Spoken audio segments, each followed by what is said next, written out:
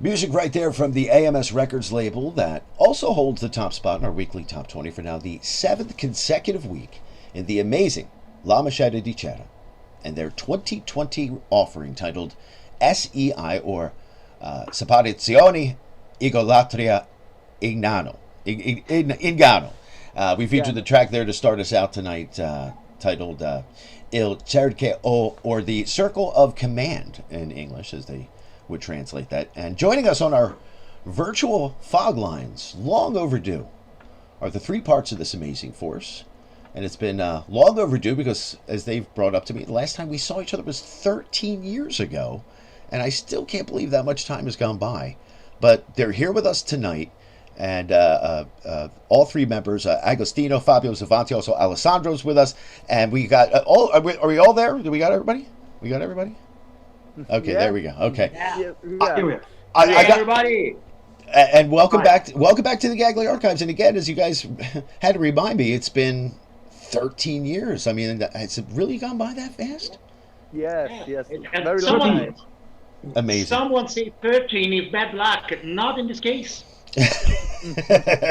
So now, you guys are obviously located in Italy at this point, and you guys hail from Genoa, which is a beautiful region. And tell our audience a little bit about music in that area, in the I guess you could say the DNA that I hail from, that beautiful country. Mm-hmm. Yeah. Here in Genoa. Vai Ale. No. You know the story better than me, but I could say that Genova has discovered to be a great source of music in many genres. And prog music is one of the most appreciated because not only Maschera Di Cera, but we have seen a lot of bands going worldwide, going around Europe to play prog rock like Il Tempio delle Clessidre or Il Segno del Comando, which has nothing to do with the title of the next song you're going to play. That's that must be clear. And La Coscienza di Zeno. So I think that Genova is a real good place for music to be born. Yeah. And I got also in the 70s we had a lot of very important group like Delirium, New Trolls, Museo Rosenbach, that is not from Genoa but is from Liguria. Mm-hmm. Is only the singer was from Genoa. And Picchio dal Pozzo. One of my favorites. Yeah. Latte Very. Latte Miele. Yeah. A lot of bands were from Genoa. Yes. Yeah, and now are you guys, of course, joining us once again, folks? It's the wonderful trio, Alessandro Corvaglia, also Agostino Macor. Do I say Macor correctly? Macor? Did I say Macor, that's right. That's right, okay. And Macor. of course, and very right. Yes. And it will be Macor. Macor, okay, Macor. And of course, Fabio Zuffanti is no stranger to the Gagliarchives over the years. And you guys, I got to tell you, this album, this brand new release is something that, and again, I'm not blowing smoke. I told you this before we went on the airwaves. Was that, I mean, people fell in love with this album. I mean, and again, long overdue to have you guys here, but joining us again though through the wonders of modern technology here on the fog lines of the Gagliarchives. And I got to say, and I hope I'm saying this right, Che Pia Che De Vederte. Did I say that correctly? Did I say that? My Italian's not so good, but welcome to the program. Very good. There we go. But again, you guys, one of the dominant releases in 2020, knocking off the Pittsburgh duo Zombie with this album. And it's been in the top spot now 7 straight weeks. And I didn't know what to expect from this one. And I'm glad that we have this opportunity to chat because really what an amazing new album this is. It's like I said, the industry colleagues, they've already happily resigned 2020 saying that, Separazione, Egolatria, Inganno is the best album. We're not even finished 2020 yet. It's a top album of the year. Yeah, that's great, really. And I mean that sincerely. Like, when a guy like Ken Golden's telling you that this is the best album of the year, and we're not even finished, that we're done. And nothing's going to change his opinion. That's good. And trust me when I say that some of these people are pretty tough and difficult when it comes to being critical on albums. But Nothing has ever disappointed me with the entire catalog, and it's hard to believe you guys together now 20 years. God bless you. It's amazing. Yes. Yeah. Yeah. Thank you. And you guys are giving progressive rock fans, La Maschera Di Cera is giving progressive rock fans this yearning to rediscover and fall in love all over again with the very powerful, I guess, subgenre of the Italian progressive rock scene, which you aren't doing the same derivative things that some of the other Italian bands and other countries who admire their heroes. You guys are your own thing. We're going to talk more about that in a bit. Why do you think, though, that these compositions for this new album, and not just on this album, but aspects of all 6 albums, okay, have this effect on progressive rock fans? And why is La Maschera Di Cera so special to so many old school progressive rock fans? Guys? Ale, Vai Fabio, tu sai riassumere 20 anni di influenza sulla musica prog italiana. Yeah. Well, I think that the special things of Maschera di Cera is that we love in a very, very deep way the progressive sound of the 70s. So when the band starts with the first album, we don't like to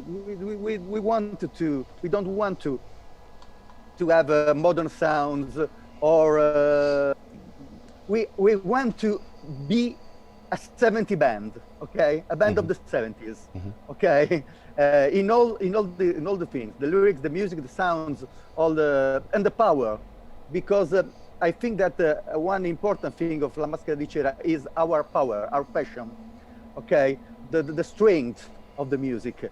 And in this case, la voce of Alessandro, the voice of Alessandro, is very important in this, because he is immediately like a fist in the face, his voice. Which is a good thing. Yes, it is. There's also one thing to say, Tom, that is Italy, I think, has a particular, as I could say, dress, its form of expressing the music, which is called the Mediterranean soul, which is not soul as you consider in USA, like a music genre, but it's really heart and passion. So when this particular character of Mediterranean joins the power of that sounds, which means especially rough organs and mellotons, Yes. and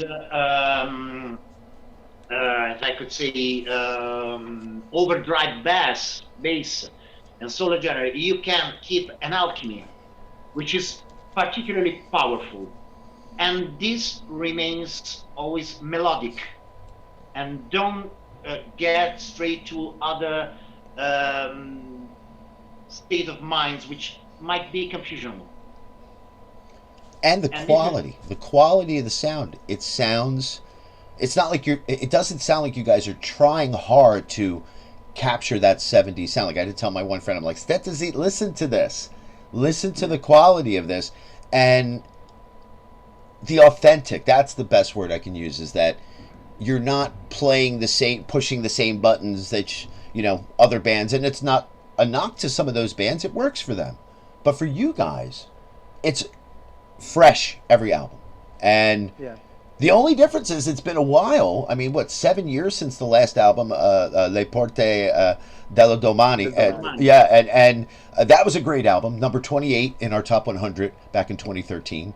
Obviously a longer gap between the studio recordings this time around, the longest gap for you guys. Usually 3 years you guys come. Was it just a writing thing? Was it you guys were busy? What was the difference here? Oh, yes, we were busy. We were very busy with other As a matter of things. fact, you know that Fabio's done a lot of work on writing and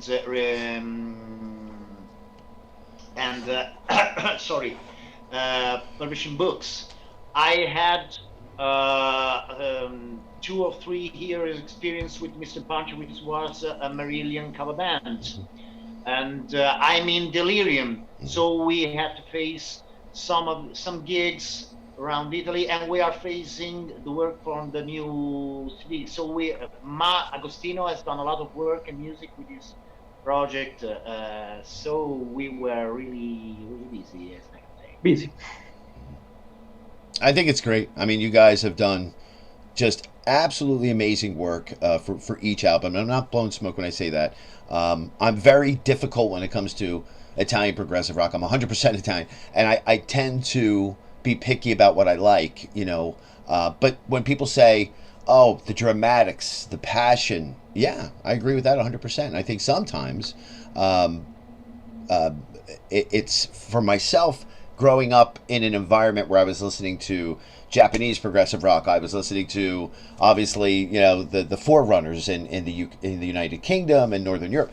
But Italy has always had, I'm talking going back to Il Balletto da Bronzo and bands like, I mean, the country of Italy, who were the first ones to really fall in love with a band like Genesis before their own country liked them. You know, a lot of people don't know that. But for you guys, every recording has been original. You know, and I'm not just blowing smoke when I say that. What is it you're doing? Are you sitting together as a group? Are you coming in with pieces of music? How does La Maschera Di Cera formulate an album? Every kind of work. Well, Both. this time it was different from the other times, because this time we decided every one of the three people bring a track and to work together, but with music both and the text and the lyrics. And that was, and in this way we did the album in few months. It was a new way of work this time, and I think it is a very good way, because we, after a lot of years without work together, it was the best way to start again and to recreate the alchemy and the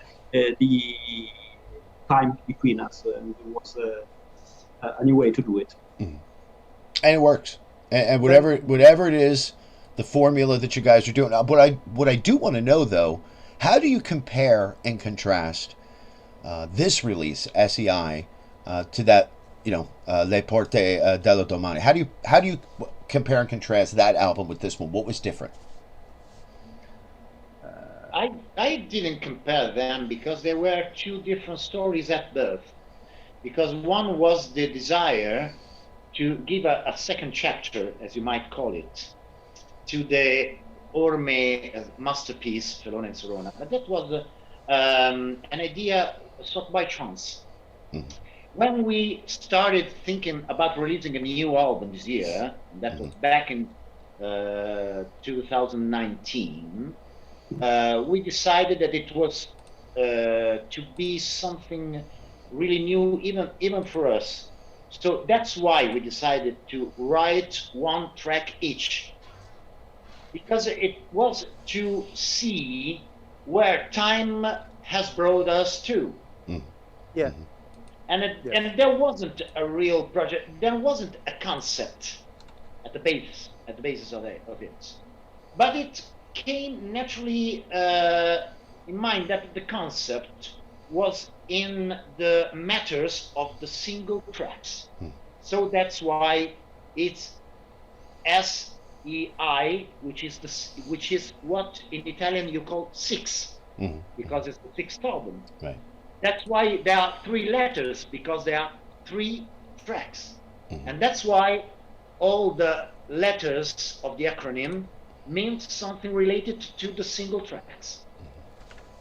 And poetry in motion. It's beautiful material, and I find myself being more attracted to what you guys are doing, because I don't know what to expect from album to album. I got to tell you, I'll give you an example. And it's hard for me to believe that this much time has gone by, but I remember Luxat, and like it was yesterday, and it still feels like yesterday for that matter, but not to mention how amazing that record was, not just to me, but to the audience. And, you know, especially on this program, it was 12 weeks in the top spot. of our requests in the weekly top 20. And then later that year, when we did the top 100, number 2 overall behind Pure Reason Revolution, they voted it the second best album, our listeners, out of like 2,000 albums to pick from that year. So you guys never cease to amaze me. So I got to tell you, just for that album alone, thank you. You know? Non ho capito la domanda, Ale. Yeah? Anch'io. Ale, hai capito la domanda? No, perché non pensavo che ci fosse una domanda. Non è una domanda. Non è una domanda. Sorry, Tom, we didn't understand your question. I was giving you guys not props. A question, Yeah. Not a question. Yeah, Okay. just giving you guys the props you deserve, because I mean that's when I fell in love with you guys, was back then. And I reminded me it's been 13 years. I'm like, Jesus God, has it been that long? But I always wanted to say thank you for that record, because that's what began my journey. So but Alessandro, I have to give you big kudos. Your vocal production on this new album.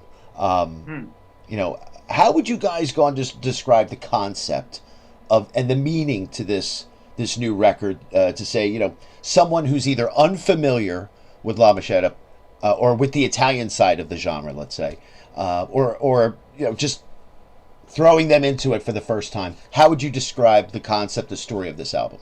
You guys can all have your own answer. Well, the concept of the album is probably a journey through the characters of people, but maybe the hardest ones and the saddest ones and the worst ones, which Separation, which is the first, is strictly related with the sadness.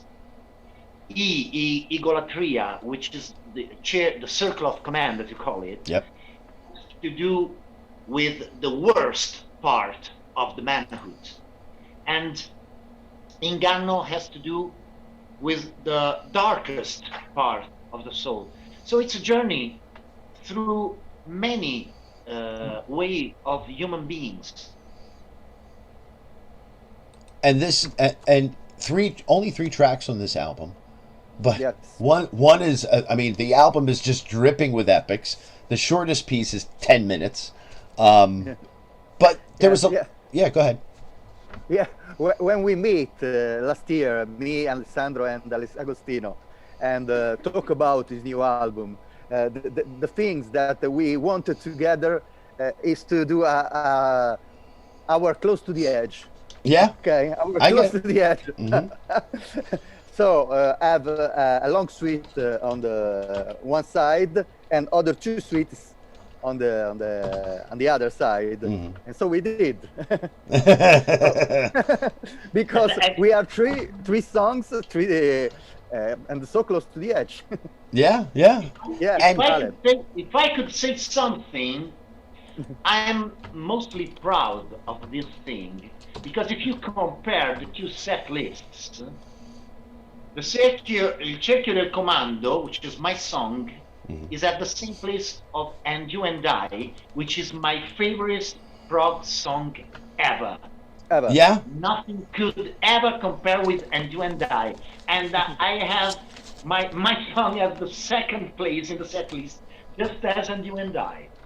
And it is what I call cosmic. I still tear up with that. I still find that to be one of the most beautiful moments in their history. I mean, Close to the Edge is why we're talking about, why I talk about other bands. What was their Close to the Edge, Do you feel that this album is that? Is that what you're basically pointing at? It was in the form. Yes, in the form. Yes, I think. Musically, it has nothing to do with Close to the Edge. Right. No. Right. Exactly. Yeah. Because maybe the bass sound is a really squiristic. Yes. The first time, if you heard it, the bass sound this time in this album is very Chris Squire style. Yes, we can call it squirely bass. Yes. This album has my favorite best sounds of all the other. Okay, but we have a long suite that is very different from Close to the Edge. Close to the Edge has this kind of refrain that come in all the suites. This Close to the Edge, Round by the Corner, Close to the Edge, etc. Right. Our suite instead is 5 parts, very different one from the other. Then we have the folk part of La Maschera Di Cera, that is Cerchio del Comando. These can be have some similar with And You and I, but our song is more dynamic, I think. And the beautiful the parts breaking up especially the first track. I mean, you're talking, five parts to that, 22-minute piece, and you can just feel like it's not one guy, it's everybody kind of doing their thing, and you're happy sounding doing it. Yeah. Yes. Non ho capito. It was natural to come out of this, because when I wrote the Cerchio del Comando, it was very natural to me to use acoustic guitar. And when I play acoustic guitar, I'm not a guitarist, that must be clear. I always found it happily. So that was a particular color that covered the whole composition. And I think that there are similar movements in the suite and in the Baco Senso too, because there are some part of them which are rough, but as I could say, kidding, happy, fine. They're not so dramatic as they could sound. And you gotta be a little imperfect sometimes. Sometimes you gotta show your vulnerability in a recording. And the way Agostino, with those amazing hair-raising moments through all 3 tracks really, and then you have Fabio.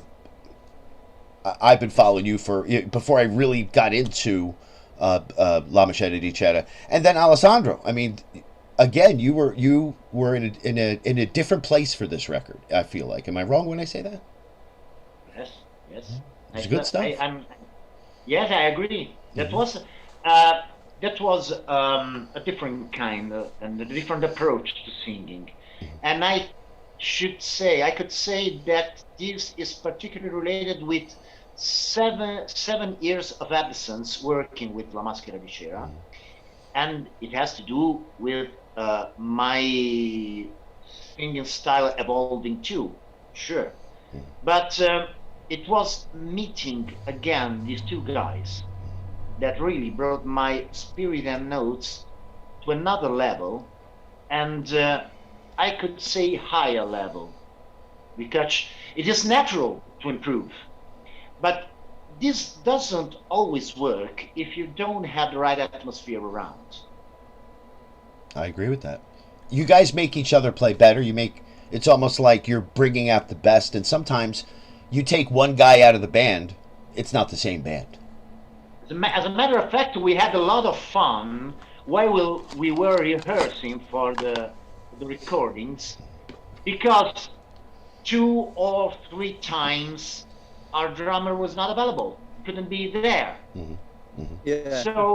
So I had to put myself on drums, which is a great fun for me. And we had a lot of great time rehearsing just to get familiar with the songs and the arrangements. But it was from the start a happy and really, really amusing atmosphere. Was this the happiest of all the albums? Were you guys kind of like, not to go back to Yes, but like when they did Going for the One, everybody was in a good mood, everybody was bringing uplifting stuff. Would you say that this was that album for you guys? Yes. I don't think that this is a positive album. It's very dark album. But in the sense of production, the way we did it. Yes. The way we did it was very, very positive. Yes. Yes. I'm agree. Yes. Of course. Yes. Yeah. Especially this work of rehearsals in 3, only our 3, with Alessandro playing drums. It was all the arrangements are they done in this way. with a very good climate between us, and very happy. Yeah, but again, I can't forget to give you guys as much praise as I want to give it to another. Just the whole key to the integrity of this album, and not to mention you had some cameos. Delirium's Martin Grice was on this album, Yeah. and also the former Il Tempio della Clessidre drummer Paolo Tixi was Yes. for the most part on this, correct? Yes. So the whole yes. parts. Yeah, yeah. Yes. We decide for this new era of La Maschera Di Cera. We decided to make all the decision for the three of us, me, Alessandro, and Agostino. We are La Maschera Di Cera. Then we have this collaboration with Martin on flute and sax, and Paolo for on drum. We prefer this kind of situation for La Maschera Di Cera, okay? Because it's very difficult sometimes to have 5 people that work together without pressions or litigi, come si dice? Arguing. Yes. Without arguing.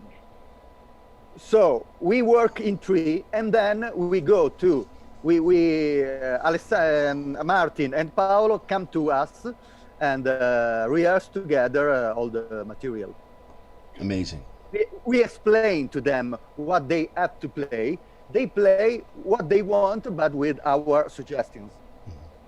They basically are following your lead, which I mean, obviously that would be because you guys are the centra. You guys are the core of the band. Yes. Yeah. It was easy to do so because actually Martin and Paolo both played for 2 or 3 years with Fabio, so they know each other very well. They have the alchemy between themselves, and it was very easy to join with them for me and Agostino, which was I think the first time that I played with Paolo.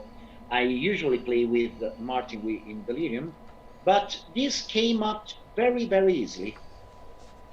Yes. And it shows. It shows that you guys had a. I mean, and look, it's not to say the previous 5 albums. Every album had its magic, and I think with this one, I'm understanding what a lot of my colleagues. The more I sat, as a radio DJ, as a presenter, you can't always fall in love the way the listener does, because you have to. Radio-wise, you have to discriminate in some ways because you have 15 other bands you're spotlighting. But the more I sat with this record, the more I understood why my colleagues, my listeners, I had one guy listens to us out in Ohio, Shane, I believe he was the one that before this was even out, he kept reminding me, this was back in September, early or late August. How long did it take for you guys to put this record together? Like, how long does it take? I think. How much did it take? A year? Half a year? Oh, no, not a year. Much less. Really? Okay. Yes. We put it together. 6 We months. put it together in 2 months before recording. Yes. 3 months, And maybe we- 3 months. Yeah. Yes, and we managed to have the recordings ended before the coronavirus stuck everyone at home in this crazy, and indescribable. And I'm glad you guys are. I know that one of you said you got exposed, or no? It was no. Okay, but at least we're here. We're healthy. We're locked in our house. It's not always fun, but I work from home. I work from home usually, so I'm used to not going outside. So if I didn't go outside, I wouldn't know there was a pandemic. But no, we have found the time to record it all together because we record the album in the old ways. We don't have a click metronome or computer. We have a computer, but we play live in the studio. Okay, and then we did the voice and the guitar, etc. Okay, we have the time. We had the time to record it, and then came the lockdown here in Italy. So all the mix work were done to our technician. It's called Mattia Cominotto, the technician of the album, the sound engineer of the album. He did the mix in his home, and then we sent to us the songs, and we together say what is good and what is not good. You sift through, you go through, you basically filter through. Yes. And that's one really important thing that I want to say, because I was really and absolutely satisfied with Mattia's work, and I think that Mattia has done for the Maschera Di Cera the best sound ever, because it is really well recorded, but it has also the powerful soul of the Maschera Di Cera in itself. And it's very hard to render a soul through the recordings. You get pretty close to it. You get pretty damn close to it on this record. So I give you props, man. I give you props.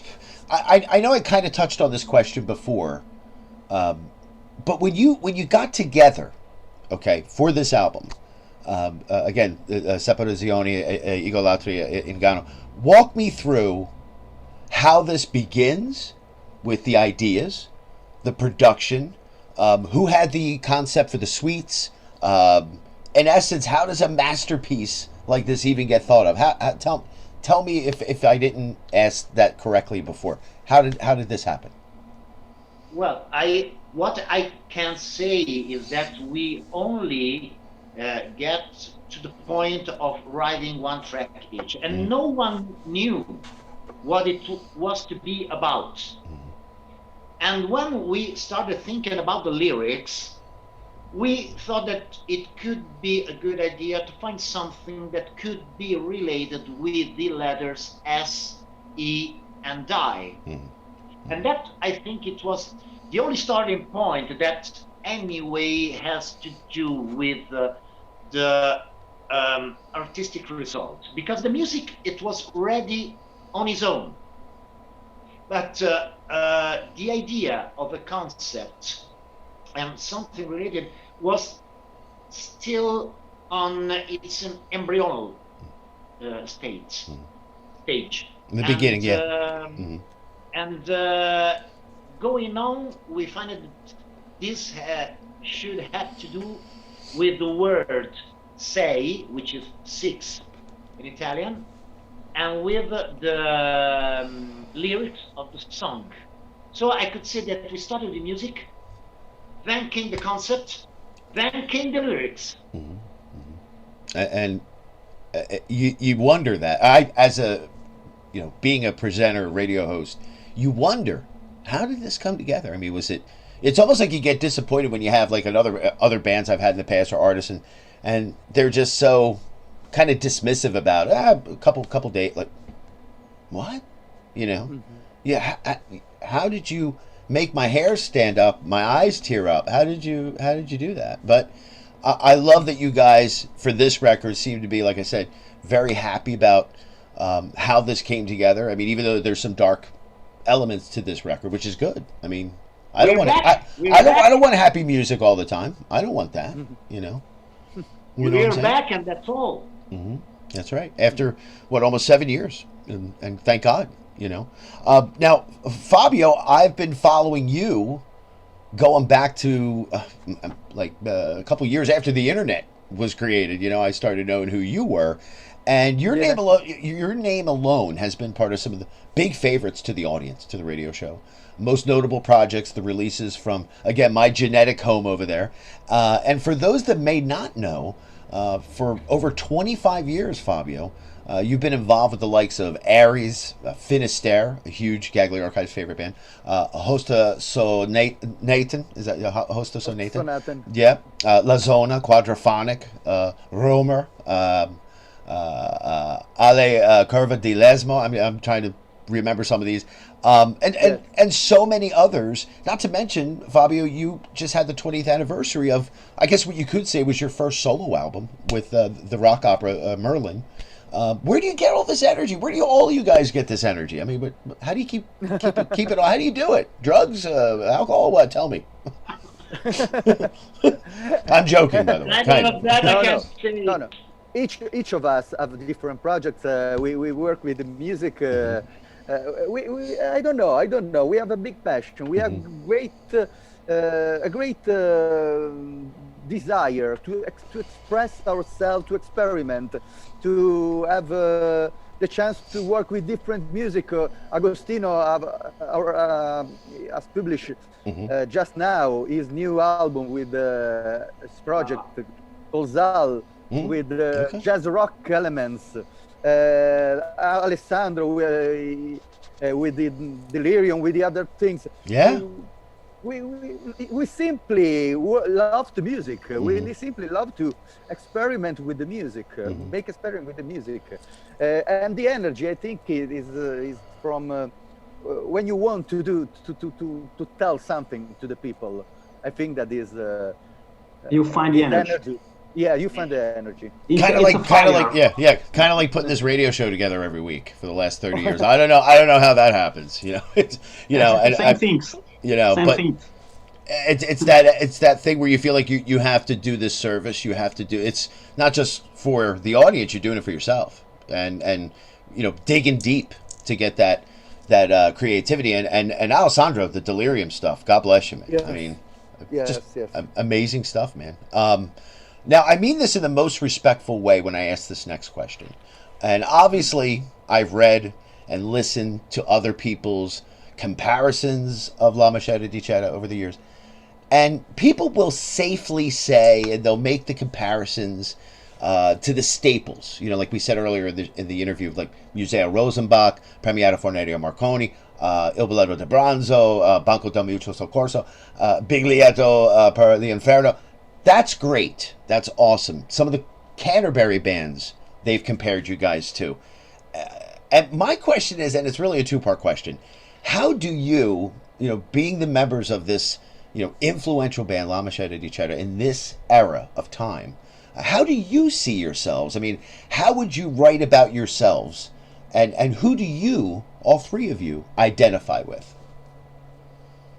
No, it's a tough question. I mean, Yes. I could not say. We're trying to keep the soul alive, so it could be easy to define ourselves as some megaphones or not prophets, because we are not talking about some godliness or something like that, but we are simply trying to bring people back to listening to music the way it should be listened to. Because we all know how music is listened to today, and Spotify and smartphones and TV, and they are spot listening and not staying there to listen to 40 or 45 minutes of music in the total concentration. So we're trying to bring people back to them, and so I think that we could be described as someone who's trying to make people feel that kind of using music, of feeling and listening to music once again. Yeah, I agree with that. And in fact, my own words that I've said about you guys personally, coming up with my own assessment, what I think is great about La Maschera Di Cera and the passion you guys put into this, and I'm not just talking this album, I'm talking, the last 5 albums that I know really well. What I like to say, and when I talk about you guys, is that you, all three of you, have made maybe people who have not wanted to dive into Italian progressive rock, which really is its own thing. I mean, I can say in a proud way, I'm Italian, I understand why. Have I always loved Italian progressive rock? Actually, no. But as I've gotten older, even though I've known all the bands, now at almost 50 years old, I'm appreciating the genre so much more, and exploring and giving it that chance. And it leading to my point here is that you guys have made me want to understand the genre better because of the I don't the right word to say, but it's you don't repeat yourselves. You don't. No. You're not doing the No. same thing. And I get so, and I'm not going to say bands names, but there are certain bands. Yeah, they're great, but when you're making the same album every 2 years, where it's the same formula, you haven't changed. You're not being progressive. You guys have made people a believer again in the beauty of that genre, how people loved it 45 years ago. So, God bless you, man. I mean, That's what we meant. That's what we meant to do. Mm-hmm. And you're doing it. That's you what know. we meant to do. It's very I'm very happy from your words, because one of my fears, not for all the other guys, but my fears was that this kind of Maschera Di Cera sound that is very is the Italian progressive of the 70s from the beginning to end. Mm-hmm. So my fear was that to do the albums that was one similar to the other. This is one of my fear.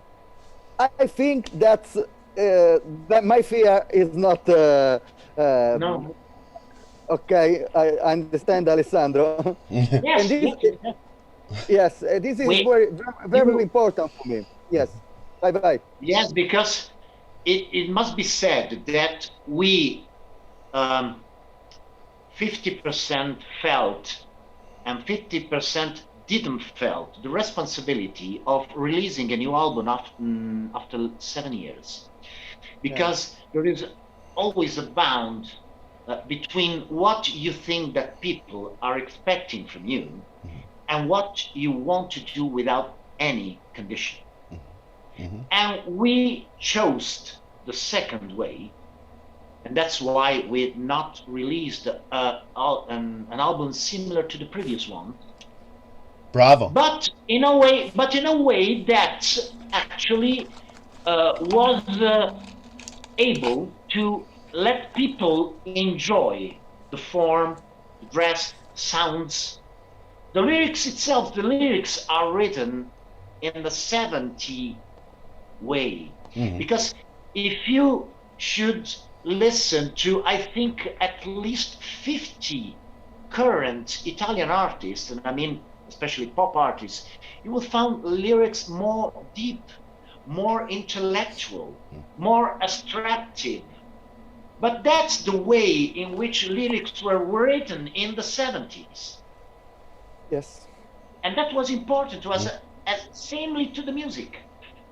And not even just with the top tier bands, everybody, the Yes, the Genesis, the Pink Floyd, all of those bands. I mean, and I'm not just saying this because I'm Italian, but even though I didn't, until I got older, love and appreciate Italian progressive rock and have more respect for it, like now I do. But even back when, the program was, only maybe 7 years old, I knew that it was something special because there were a lot of countries that could not keep up with what was going on in the UK in the early 70s. But Italy did. Now, what I think is beautiful about all three of you is that, look, let's face it, a lot of Italian progressive rock bands do not stay together because I know this because I'm Italian. Okay, so I know how to. What keeps you guys together? What is it? Just the trust, I'm assuming. Oh well, we thought. Oh, sorry, Ago. Bye. No. Just one. We talked about that inner flame, that fire, and passion of the music.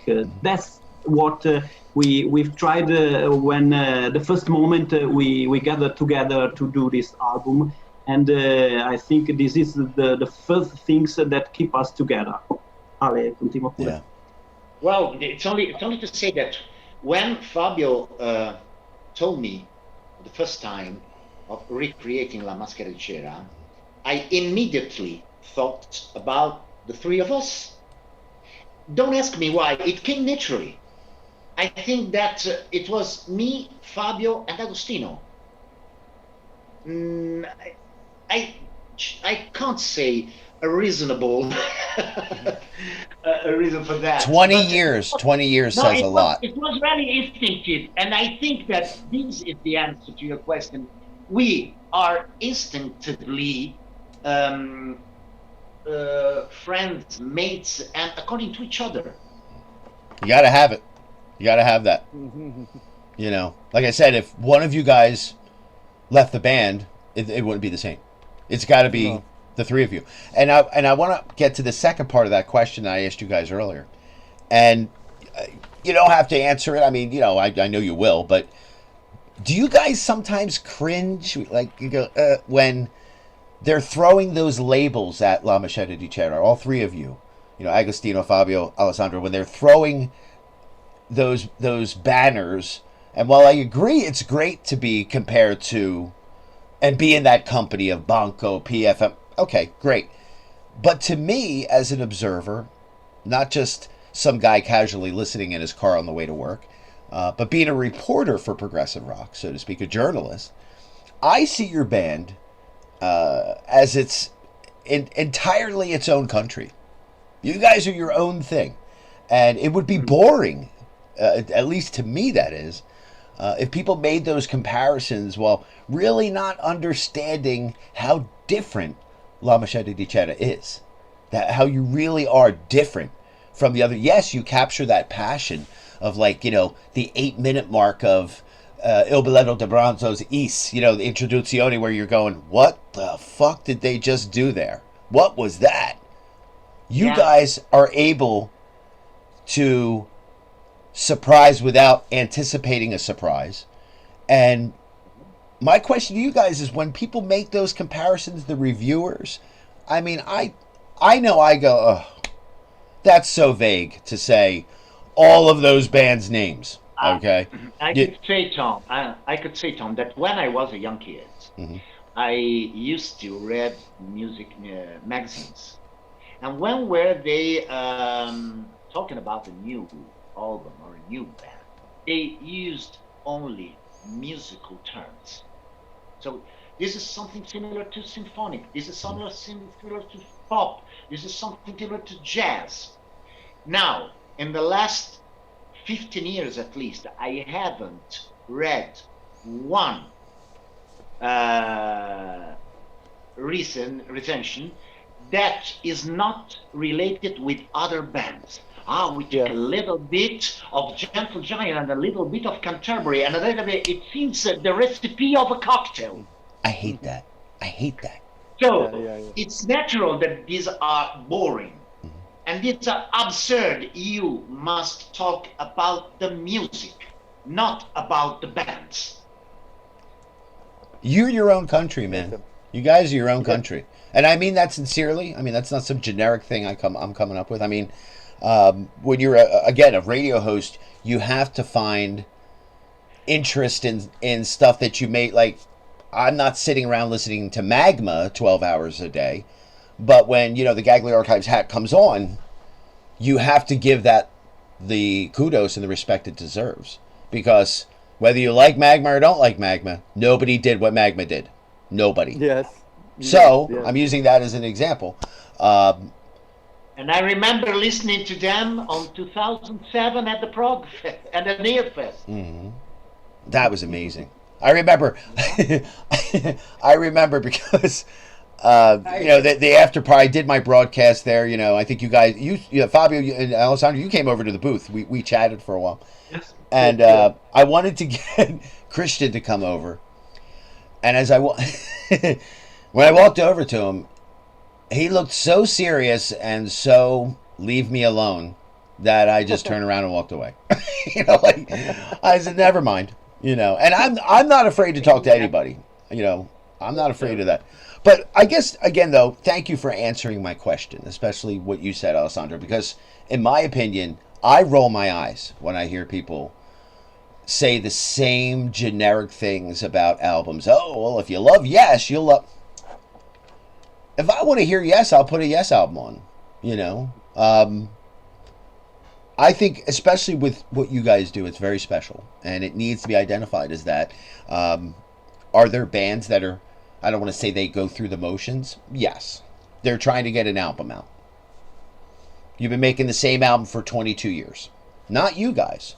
It's been 20 years, which is still amazing to me. 20 years, and there's a surprise with every record. And it's made me start to get into Italian progressive rock.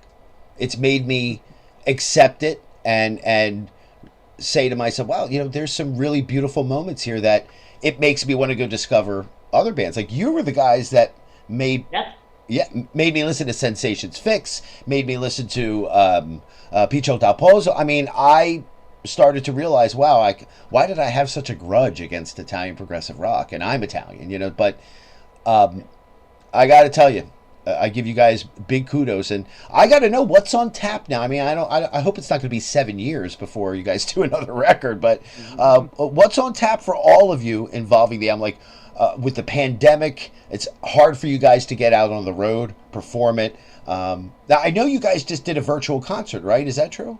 Yeah. Yes, it was on 19th of December. December 19, yes. Are you going to do more of this in the meantime, or no? No. No? No, more? still. No. Unfortunately, not. It's okay. It's okay. Absence makes the heart grow fonder. because as you can see, people might think about something like that, to do a virtual concert and well, 2, 3, or 4 bands, and that could be the way of keeping music still alive in these hard times. You summed it up, basically leading into my next thing, which is these hard times, this big test times, you know what I mean? How do each one of you deal with this? I'll start with you, Alessandro. How do you keep sanity in these like hard times, these big test times? We'll go with you, Alessandro. We'll go with them, Fabio and Agostino. You tell me how you guys deal with it. How I manage with sanity, you mean? Yeah. Well, I hadn't the least problem, as I could say, because my lifestyle, to tell the truth, is really much similar to the lockdowns. Because I live in the country. I live surrounded by woods and fresh and pure air, and I care about food, and I'm really You're a homebody. I don't do any sport. I'm really lazy. I love your honesty. But it's the only thing that actually I find very easy, and we obviously take our most cares about what was to do. And the only sort of thing that this experience has brought me is that I happened to not to see my sons for a long time.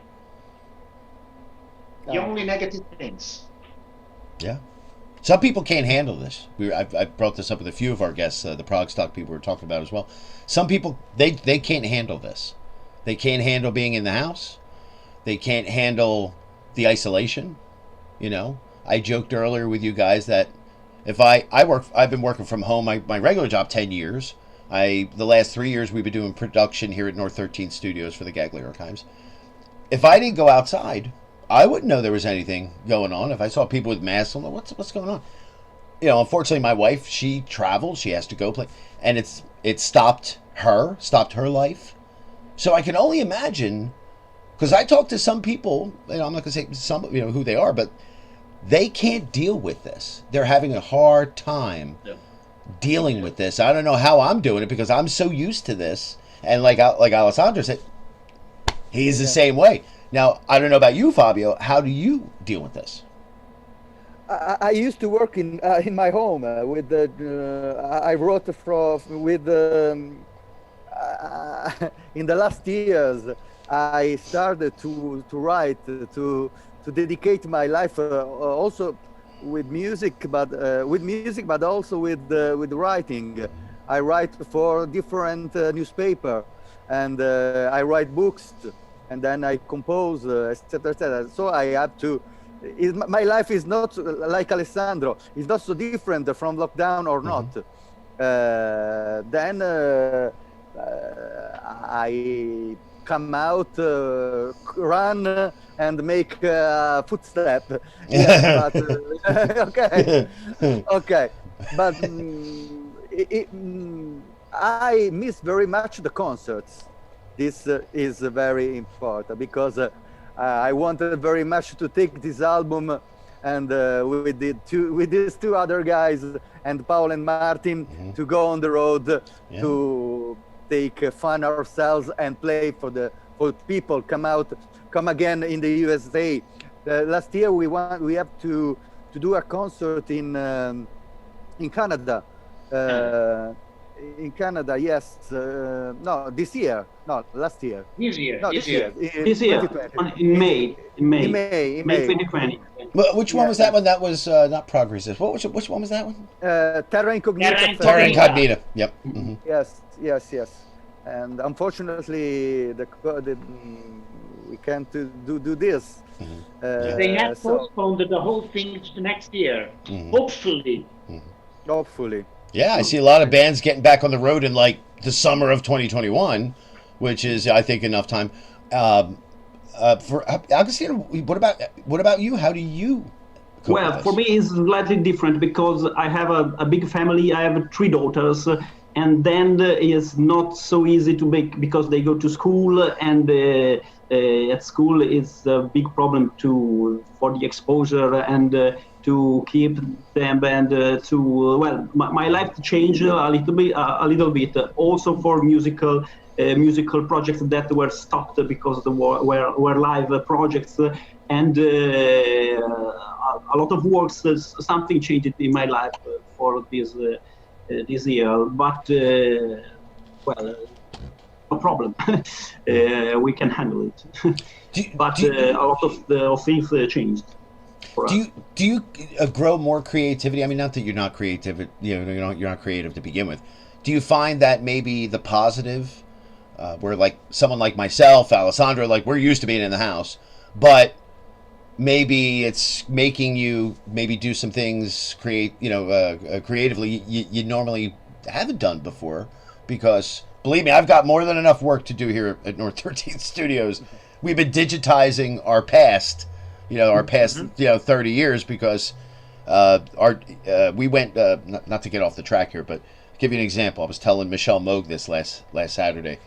She was our guest, that when we moved down here to the coast, we live right next to Atlantic City. We're right on the ocean. What I didn't know about living in a coastal town is that digital recordings, digital discs, they start to oxidize. Unless you have quality TDK tapes or discs rather. A lot of these were flaking.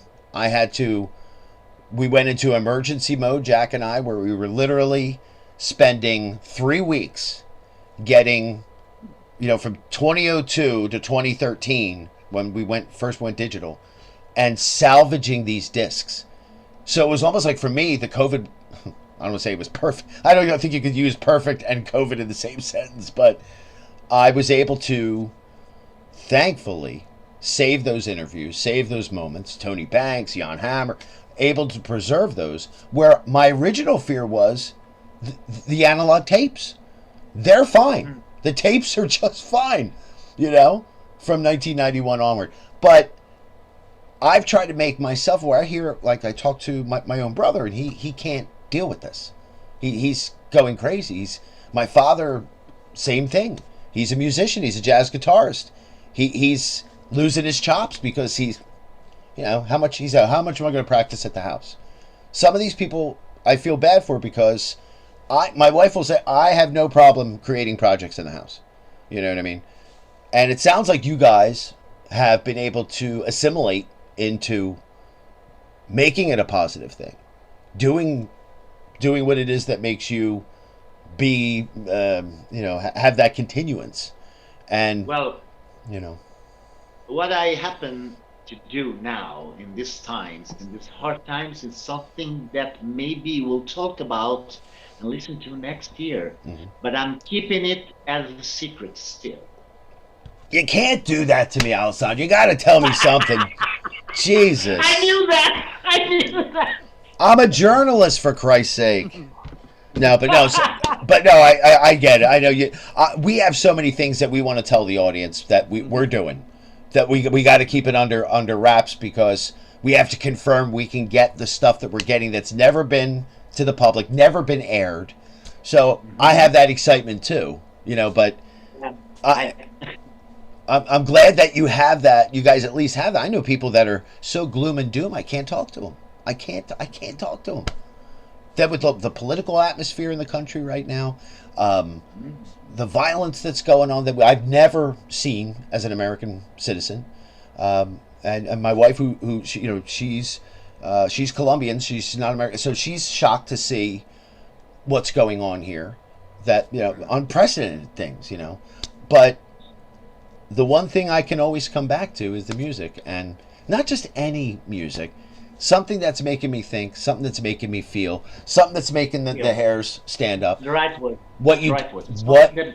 You, Alessandro, Agostino, Fabio, what you guys have done on this record. God bless you, man.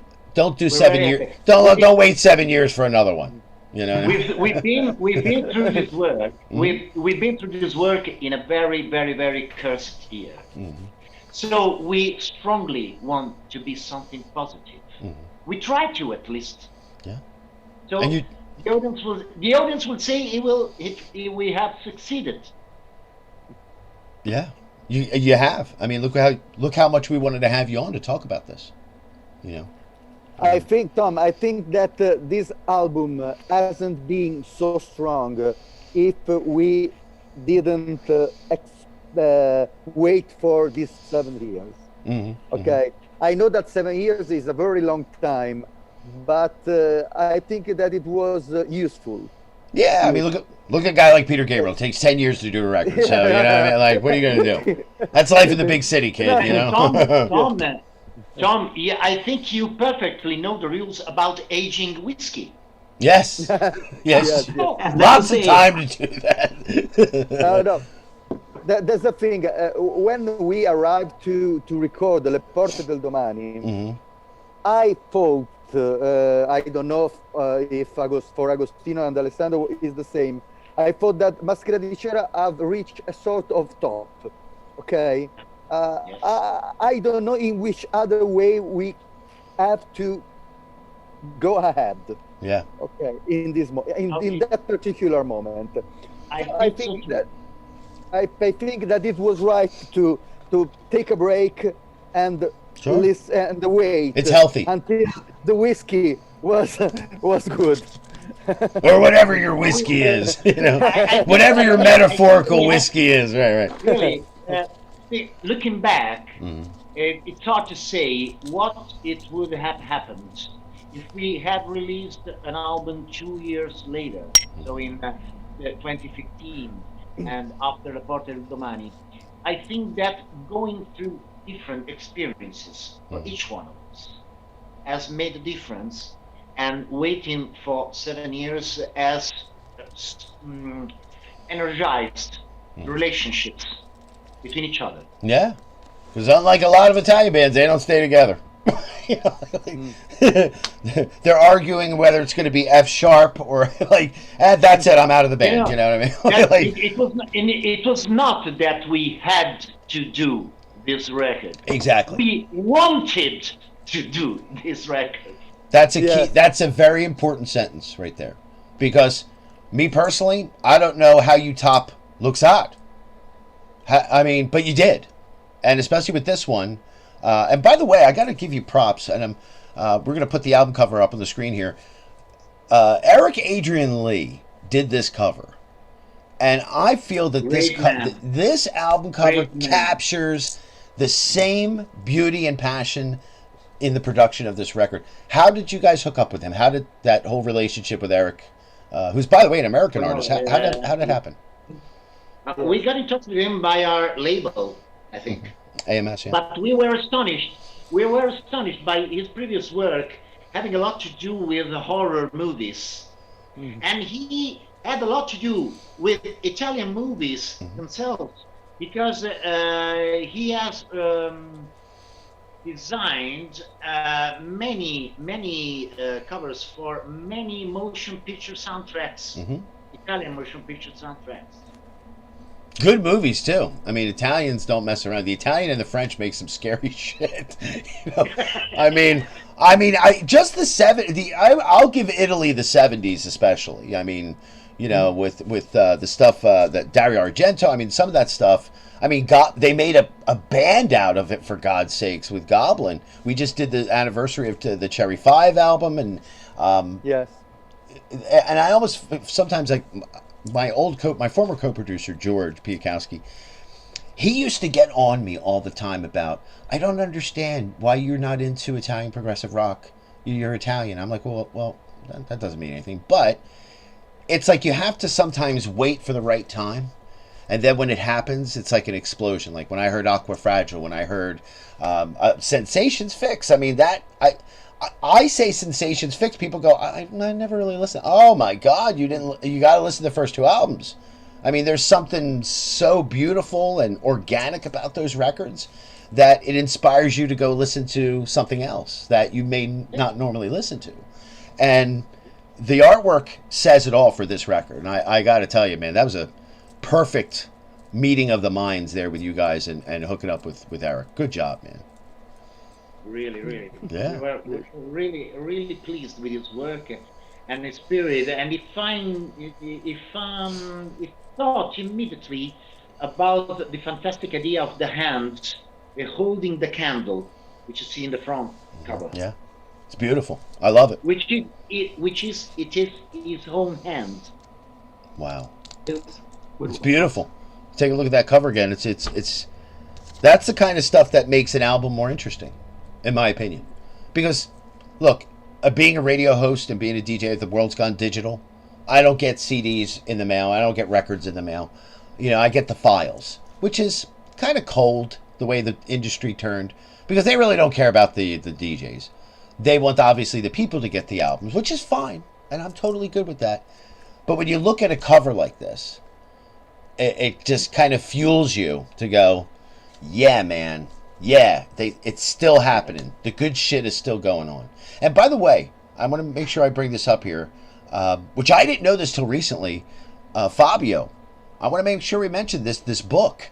The incredible Italian composer and the progressive rock artist, at least in the early portion of his career, who put out those timeless classics like the legendary Fetus album in 71, the Pollution record 72, and then Click in 74, my favorite. So many others. Franco Battiato. I mean, that's an amazing walk between the genres that you, Fabio, I mean, you've captured and released earlier this year. And I hope I'm saying this correctly. Tutti I dischi, tutti la canzoni. See, yeah, 1965. All the album, all the songs. Yes.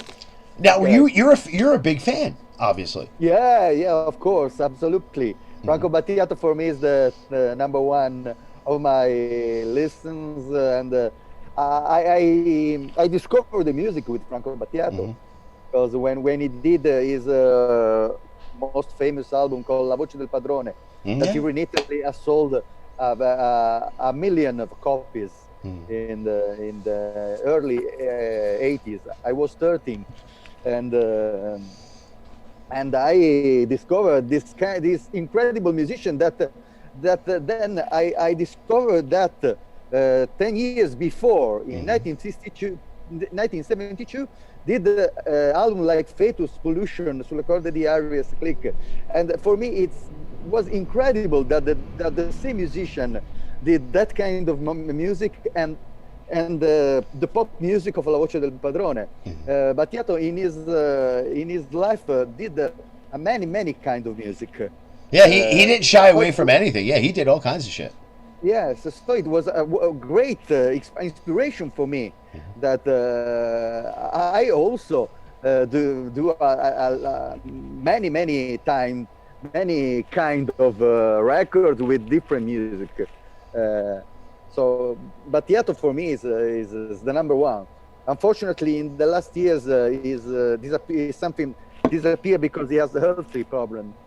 And so in the last 5 years, has left the musical scene. Out of the... Yes. I'm still But broken up. I'm still broken up about Ennio Morricone. I mean, like that guy was brilliant. What? Ennio Morricone. To me, he was the Ennio composer. Morricone, Morricone. yes.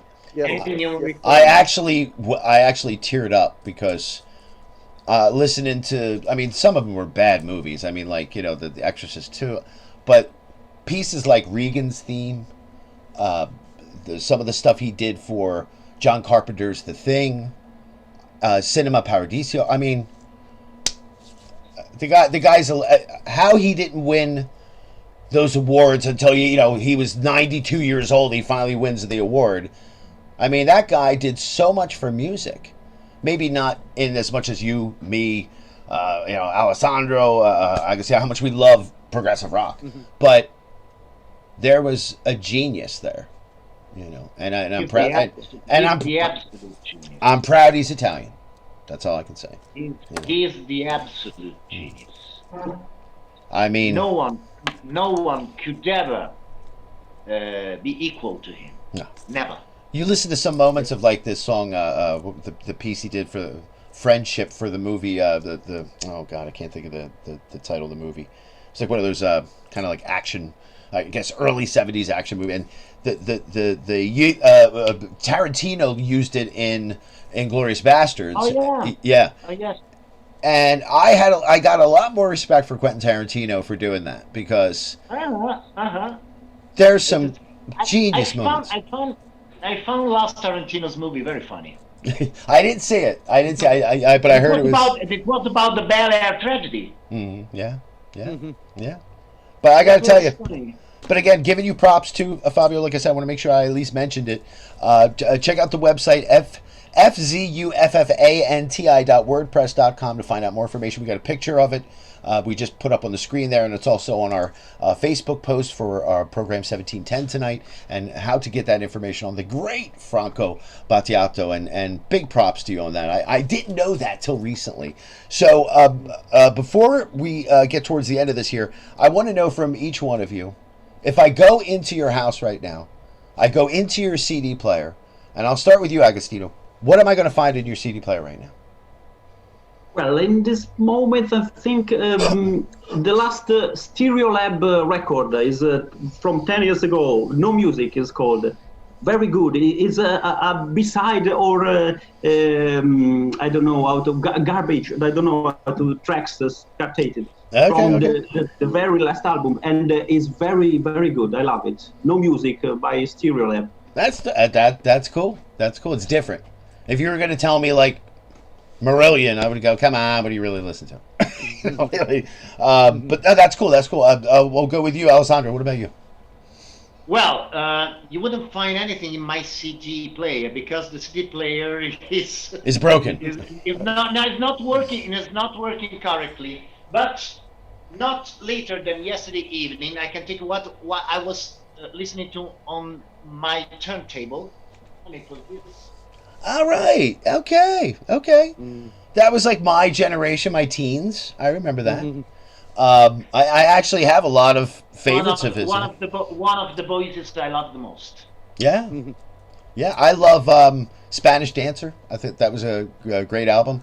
I think that some of the stuff that Blind Faith album is one and only album, but there was some great stuff on that album that I think goes unsung, you know, for how great that collaboration was. But yeah, Steve Winwood's very cool, very, very cool. I like that. Fabio, what am I going to find? Some death metal, some death metal. Yeah. No. I just finished to listen for the 1,000 year. Okay. The first Gentle Giant album. Oh, okay. Actually, we played that tonight. Just before we played the new album, your spotlight tonight. We played two cuts. Yeah. Because in these days, Gentle Giant will celebrate his 15th anniversary. Yeah. 50 anniversary. Next week. Yeah. Yes, I have to write for a newspaper here in Italian a review and of this first album and a little story of the group, etc. That's cool. And actually, that was a very, objectively speaking, that was a very daring first album, because Yeah. it's not like when Genesis started. It was, Yeah. you know, Gentle Giant, with obviously the experienced Simon Dupree and the big sound. Yeah. Boom! They hit the ground running, and Yes, they yes, never of course. they never stopped. Yeah. Yes, of course, of course. Yeah. Then we met at the Near Fest. I remember Gary Green and the drummer. I don't know his name. Malcolm. No, I don't know. Malcolm Mortimer. Yeah. Yeah. Yes. Yep. Yes. Gary and I have been Great. close for years. Yeah, he likes to break my stones during my radio Great broadcasting. times. Yeah. Great times. Yeah, one of the Oh. very funny too. It's his birthday this weekend too, so perfect Yeah. timing. Yeah, that's awesome. You know Great. that it's been one of the most surprising and happiest thing in my life to meet Gary Green on Verona, which is the most famous prog festival here in Italy, and it happened around 2015, if I'm not wrong. So 8 years after meeting each other at the Near Fest, and we met, and he said, "Oh, I remember you. You were at the Near Fest." Thanks, Gary. That's what is called memory. Gary great. wanted an autograph from Alessandro. Oh, that's great, but that's cool. No. That would have been cool, Don't Fitzgerald. tell lies. Don't tell lies. It's so funny because I saw him at, I work with the Prog Stock Festival, with Tom Palmieri and those guys. And apparently the Gentle Giant convention was going. This is last year's event. And they were having the convention right down the street. So as I'm walking to go get, because I can never sit still. I need to walk. Who do I see? I hear some guy walk by me and go, "Hey, asshole." It was Gary. He's like, "Did you get your blood pressure down yet?" But no, Gary's great, and he became like a focal point to Nearfest. And you know this, Alessandro. You know this. That we did those broadcasts, those 7-hour radio shows we were doing, missing concerts at the actual event because we wanted to do these radio shows, and it kind of became a staple to Nearfest. And who joined us every year was Gary Green, and I just thought it was great that he was the sense of humor to those broadcasts, and I gotta tell you, it's good stuff. But I love you guys. I know we this is the first time we've ever had like the full interview. I know we did the Nearfest thing, but this went exactly as I expected it would, because you guys are good people, and you get a lot of props from our show here. My co-producer Jack here, everyone here at North 13 Studios. This was a slam dunk, this album, and I hope that it just keeps rolling, because right now, 7 weeks in the top spot of our weekly top 20. The audience loves it. You knocked out Zombie. You've held off some of the other the big releases this year, which didn't surprise me. When people say, "Wow," La Maschera Di Cera, that they're number one now and I'm saying well, hey, Luxad had 12 weeks, and it was. And it was almost the number one album in the top 100 of 2006, but Pure Reason Revolution just edged it out, which was like, well, there's a difference between the weekly top 20 and the top 100. But at the end of the day, to be part of the final 100 of some 2,000 releases in the year, that's props. And I always tell people, because I used to get, I'm not going to say who they were, but we would get bands that would be like offended that they were number 54, and I'd say, there was 2,500 albums this year that to the public, with live albums, compilations, or box sets. To be in the final 100. I mean, look, it's an entertainment show. I mean, I'm just giving you a bird's eye view to go, break your credit card and start buying albums. Oh, I know what I wanted to ask you guys before I forget this.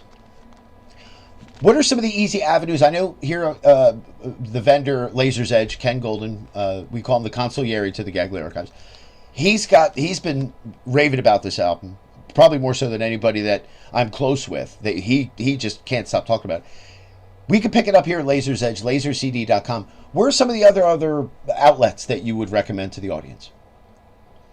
Other than Bandcamp. Recommend it to the audience. Yeah.